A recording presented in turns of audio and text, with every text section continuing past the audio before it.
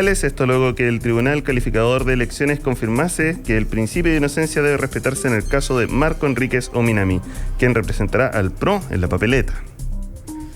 Es que esta candidatura de Marco Enrique Ominami Meo es propio de su impronta política, ¿no?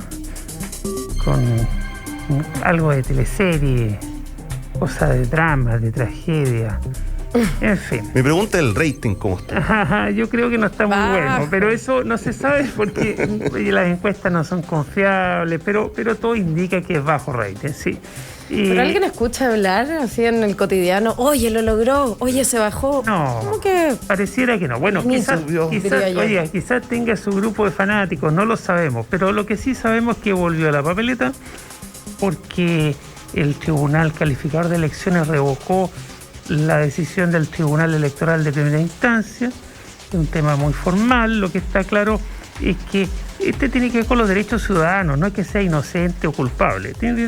Mientras no sea declarado culpable, sigue teniendo derechos ciudadanos y por lo mismo puede ser candidato. Eso es, porque así como fue absuelto en el juicio vinculado con las plata brasileñas, sigue pendiente y se está preparando el juicio oral en el más grande y más delicado para Meo, que son su vinculación con las platas de Soquimich, de SQM. Casi $500,000 habría recibido para su campaña de parte de SQM, en ese entonces controlada directamente por Julio Ponce Lerú, yerno de Pinochet. Entonces tiene el vínculo con el ilícito, porque son platas mal habidas, son platas que se triangularon a través de facturas ideológicamente falsas, pero también tiene el tema simbólico, moral, de que recibió plata del yerno del dictador, y él siendo exdiputado socialista, hijo de uno de los fundadores del MIR, asesinado o muerto en enfrentamiento, en situaciones poco claras, en plena dictadura. Entonces, tiene un componente jurídico, técnico delictual, digamos, si eso no culpable de estas entregas de platas ilegales hacia la política, de haber recibido casi $500,000, y ahí puede ser condenado o no, pero tiene un tema moral o ético simbólico muy complejo, que yo creo que en ese sentido ya está bastante condenado, porque ya recibir plata del yerno al ex dictador para una persona de su perfil, un hombre de izquierda, hijo de quien es, etcétera, etcétera, es bien complicado, ¿cierto? Pero todo esto en relación a lo que tú mencionas, Ramón, es decir, puede ser candidato porque sigue teniendo derechos civiles. Eso dice el fallo del Tribunal Calificador de Elecciones. Por el principio de inocencia. Exactamente. Lo que no quita que así como fue absuelto del primer juicio, puede ser condenado en el segundo. Pero eso es noticia en desarrollo. Claro, una cosa no implica la otra, pero todavía no tenemos la resolución. Lo que no sé, hay que estudiarlo, es qué pasa si siendo candidato es condenado. Y entiendo que si es condenado a pena aflictiva no puede estar en la papeleta. Pero si no es condenado a pena aflictiva y si a penas menores, culpable, pero por penas menores... ¿Como con clases de ética, dices tú? O prisiones de 61 días, anda a saber tú. No sé si ahí pierde el derecho. Nocturna. Sí. Pero en todo caso, claro, es una teleserie en sí misma. Como un carril paralelo, ¿no? Que corre ahí con su individualidad. No le importa, las consecuencias de esto. Él le gusta esto de sus 15 minutos de fama cada vez que viene una elección presidencial.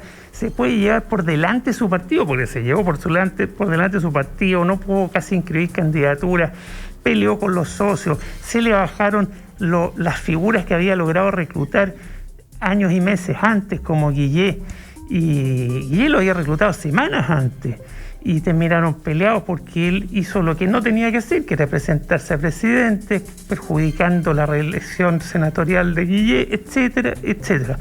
Y se dispersan más los votos de las primarias presidenciales con 7 candidatos. Claro, y bueno, esto a propósito de lo que tú dices, la consecuencia política indirecta es que puede perjudicar la candidatura de Yarna Proboste, porque todo indica que los votos que sean, que tengan Meo, están más bien ahí que en Boric. pero pudieran estar en bolsa, no se sabe, pero todo indica que podría perjudicar con unos puntitos y que le pueden significar o no pasar a segunda vuelta ya en la Proboste. Ahí hay una complicación. Vamos a ver. Vamos a ver, ahí atentos con la canción de los perritos, como decías tú. Ajá, pero ahora llegó un perrito nuevo. Vamos, un perrito, volvió. La canción.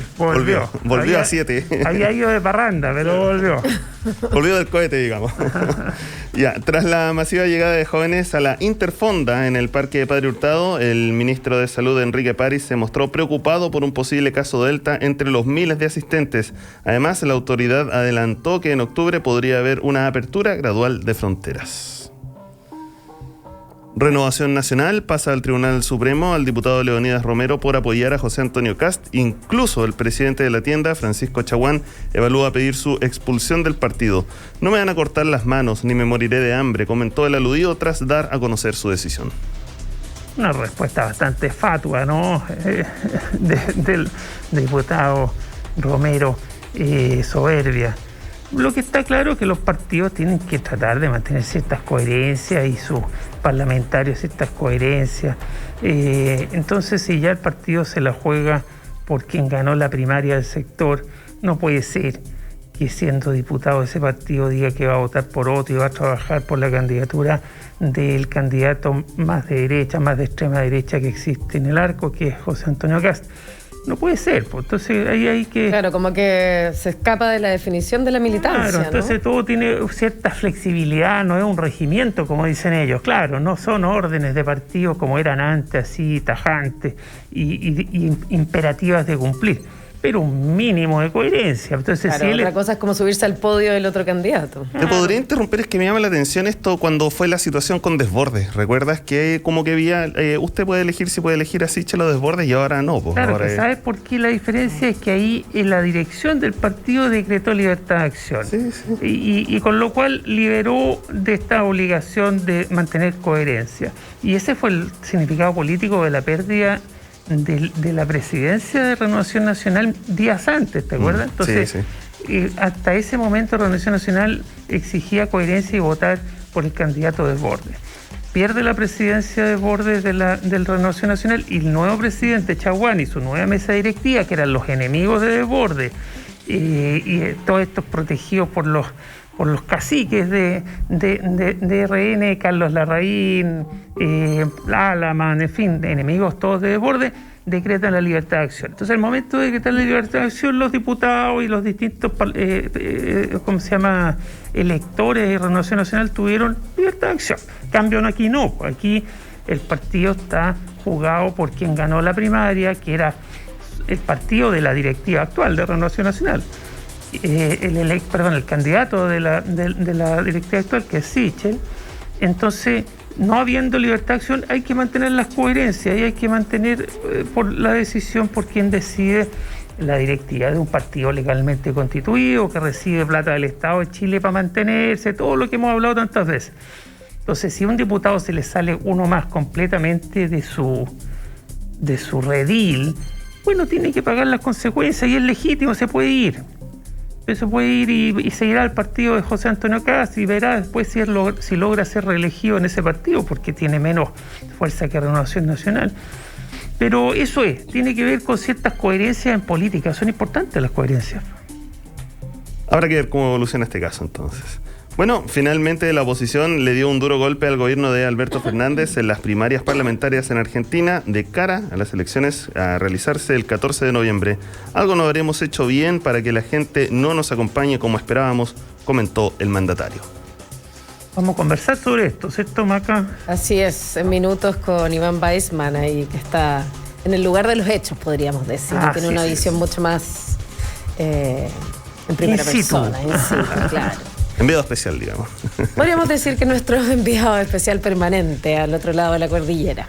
Así que minutos después de escuchar esta gran canción que elegimos para partir esta semana, conversaremos con Iván. Hablo de Blue Monday, de New Order, que ya comienza aquí en la 92.